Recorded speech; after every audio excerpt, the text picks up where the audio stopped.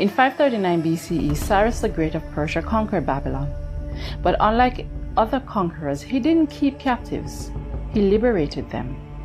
In other words, Cyrus the Great believed in catching flies with honey rather than vinegar. He didn't force conquered nations to become quasi-Persians in ways, thinking, and culture. He allowed them to be who they always had been.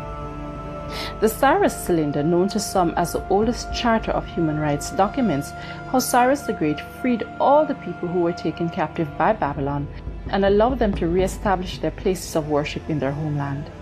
Not only did the Persians free their captives, they allowed them to take whatever objects were confiscated by Babylon during the conquest. It was this policy by Cyrus that allowed the Jewish people to return home and rebuild Jerusalem and its temple.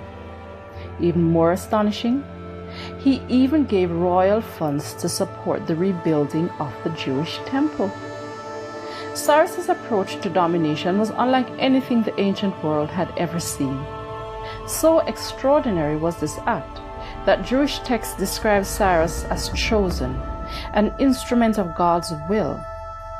But Persia didn't just restore the Jewish people politically. It helped reshape them spiritually and gave them a firm identity. The Jews had choices about where they wanted to live. They could stay in Babylon if they wanted to, or they could go back to Judah and Jerusalem.